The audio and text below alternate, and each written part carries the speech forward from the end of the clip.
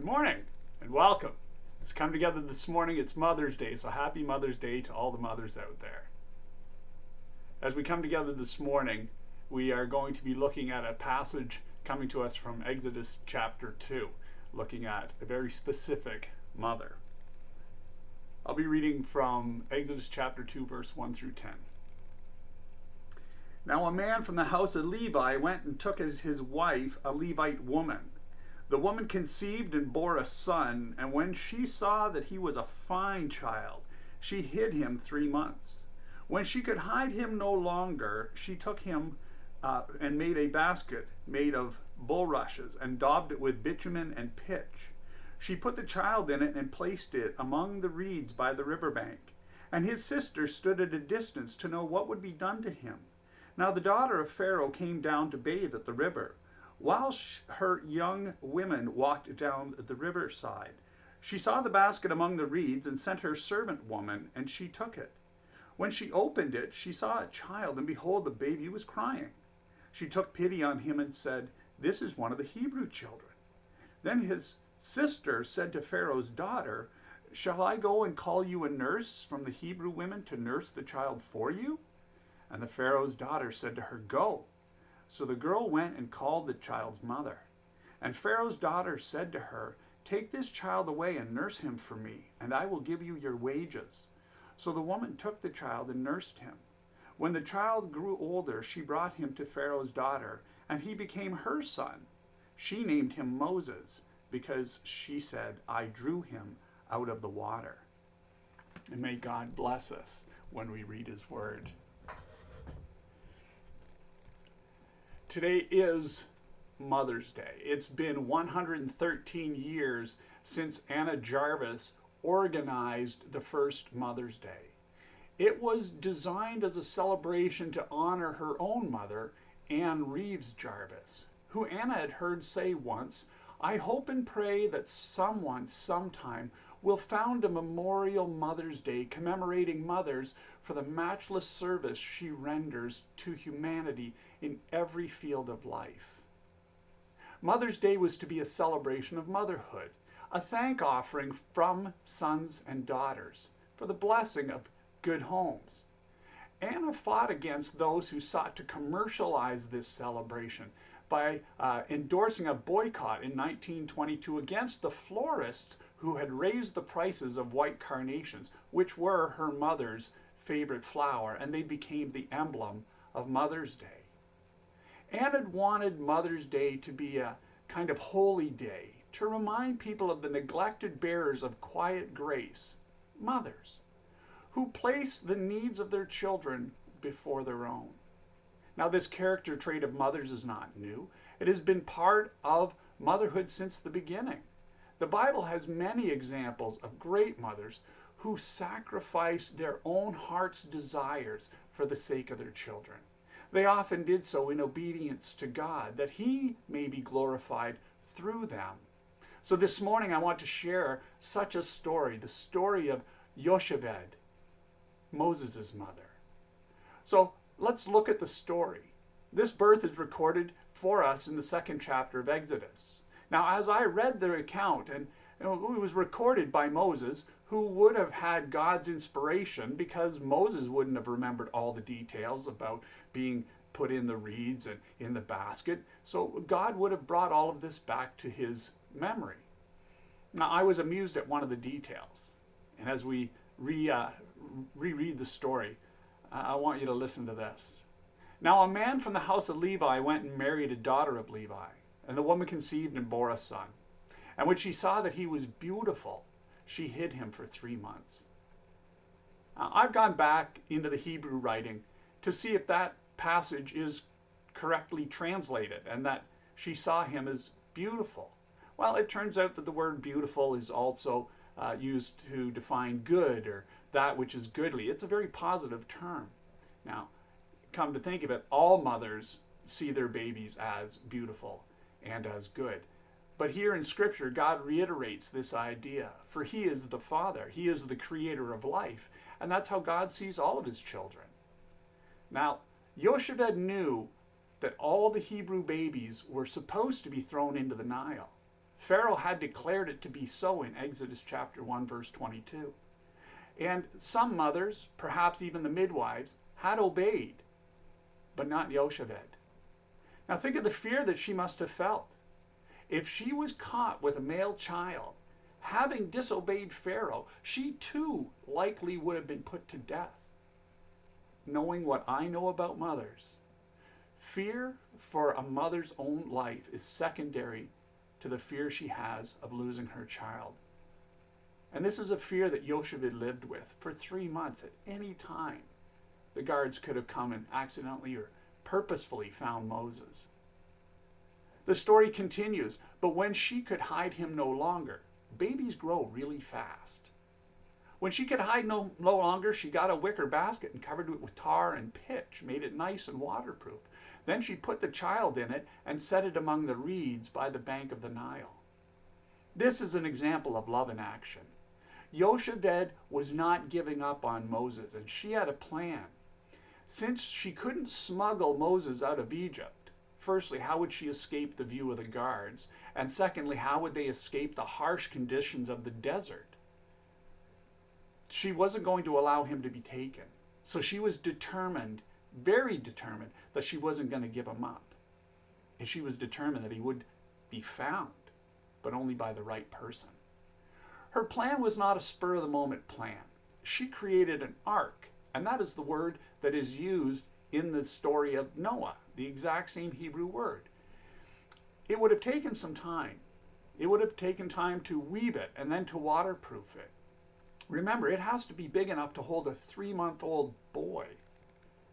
Then she would have to wait for the right moment, under cover of darkness, to sneak out to the river and place it among the reeds so that it would not drift downstream.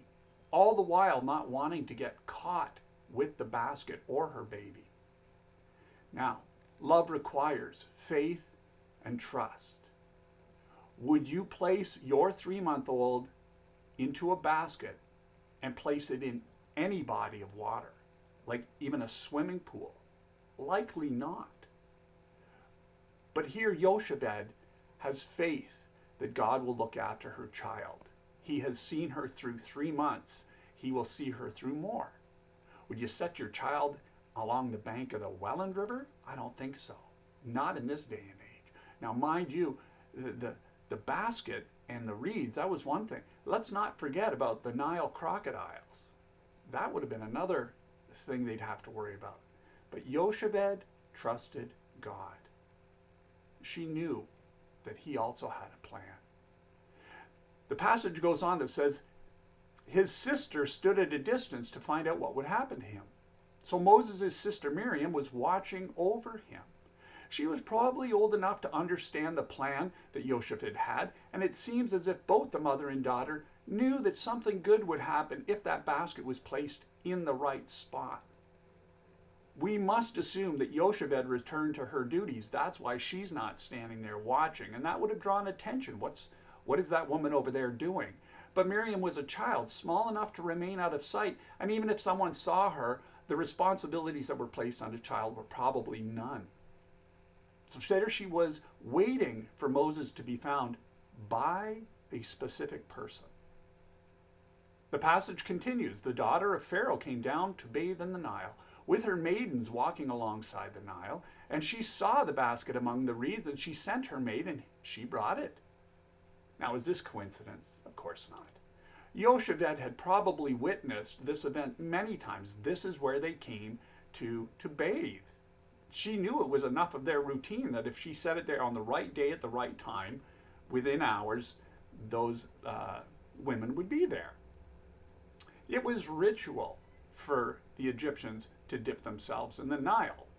And Jocheved would find Moses, or knew that Moses would be found by Pharaoh's daughter. Now, all the reedy places where Jocheved could have placed her basket in hopes of someone finding him, this had to be the right one. Now imagine this. What if Moses had been discovered by an Egyptian man? See, Jocheved knew this is where the women bathed. There would have been a separate spot where the men bathed.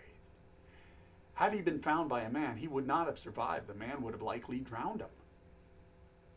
But look at how Pharaoh's daughter reacts.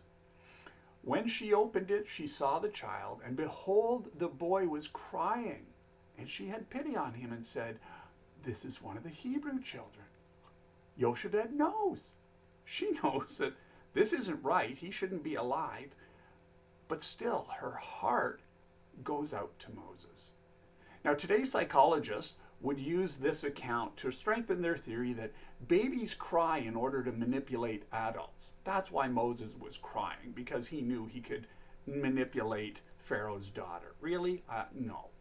Moses was crying because he had been separated from his mother. And babies are quite in tune with their mothers. When the mother feels sadness, babies will also feel that sadness. They will cry. And he was crying because he felt the separation now from his mother. Babies sense these things. They sense emotions. They sense separation. And Moses was responding accordingly. Pharaoh's daughter recognizes Moses as being this Hebrew child, and by order of her father, she should have thrown Moses out of the basket into the river. But at that moment, the character traits given to women by God to nurture children, their own or others, takes precedence over man's law. What was the daughter of Pharaoh to do with a baby? Especially if she was a child herself. Have you ever wondered, how old is Pharaoh's daughter? Was she 14? Was she 15? Was she younger? Perhaps maybe a little older? We're never told, but our assumption has always been that she's an adult. For now, we have to assume maybe she was a child.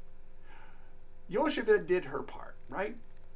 She had sought to save her child by giving him up in the hope that he might be found by someone who would love him and look after him. As far as Jocheved was concerned, she would likely never see her son again. But let's not forget about God. God also has a plan. He'd been watching over Jocheved and his people since before Moses was born.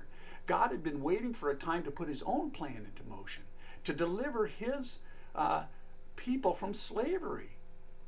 While Jocheved did what she did to save her son, God had been at work too, planning an event that was even bigger. And then he had put an idea in Jocheved's mind. He had given her a plan that fit right in because it's part of his plan. There was a group of people who depended on this plan happening. Their lives depended on it. Jocheved was faithful, and she defied the laws of man to kill the baby. She obeyed the laws of God, and God rewarded her faithfulness. Listen to the rest of the story. Then his sister said to Pharaoh's daughter, "Shall I go and call you a nurse from among the Hebrew women, that she may nurse the child for you?" And Pharaoh's daughter said to her, "Go ahead." So the girl went and called the child's mother. Then Pharaoh's daughter said to her, "Take this child away and nurse him for me, and I will give you your wages." So the woman took the child and nursed him. And the child grew, and she brought him to Pharaoh's daughter, and he became her son. And she named him Moses and said, "Because I drew him out of the water." See, I love how this story played out. I can picture Miriam, just a little girl, strolling into the scene and pretending ignorance of who this child was as she asks Pharaoh's daughter the question. And maybe this was even part of a very elaborate plan, a plan that we don't know how much design went into it. Perhaps that's why Miriam stayed, is because that was part of the plan. Maybe Jocheved had said, and when you see Pharaoh's daughter, mention to her that maybe he needs a nurse. Anyhow, I often wonder if Moses stopped crying at this point because he heard his little sister's voice. Can you imagine? Nobody clues in. Pharaoh's daughter tells Miriam to go and find a Hebrew woman to nurse the child. Well, whoever would Miriam get? I wonder. Feels like a setup, doesn't it? But it's a well-devised plan. It's the sort of plan that God puts in motion all the time, even when we don't realize it, until it has come to pass. And we're able to look back and see how everything came together the way God intended. Have you had a moment in your life where God's done that for you? And you realize, wow, everything just fell into place. So Miriam brings Jocheved to the Pharaoh's daughter, and the mother and her child are reunited. Now, in those days, it was common for boys to be nursed longer than girls, and biblical historians believe that Moses was with Jocheved probably until he was 3 years old. Jocheved got to raise her son through some of the most pivotal moments in his development, and she got paid for it. Wow, that was a bonus. Pharaoh's daughter would have likely kept in contact with Jocheved to ensure that Moses would be returned to her when the time came, for she had found him and she wanted to keep him, but I'm guessing that she really wasn't old enough to be a mother, but only when Moses had grown into the toddlerhood was he then handed over. But by that time, Moses would have developed a deep relationship with his mother and his people. And God needed Moses to have that experience. But he also needed Moses to be knowledgeable in the way of the Egyptians as well, to be able to come back one day and be allowed an audience before Pharaoh. Well, this was God's plan, remember? As the adopted son of Pharaoh's daughter, Moses would have received the best education and would have been known and respected within the royal court. And we all know how the story goes and what Moses did. I love it when a plan comes together. I love it when God's plan comes together and we get to glorify him because we see what he did. Not just for Jocheved and for Moses, but for all of Israel and for all of us. Because one day his son came out of that family. At times like this, on a day like today, we need to give thanks to God for all of the good and godly mothers that he has put in our lives. Women who've come alongside of us, even besides our mothers, who have done things for us and influenced us, and maybe for some of you, they even raised you. So on a day like today, take time to thank those mothers around you for the work they do. May God bless all of you mothers. Amen.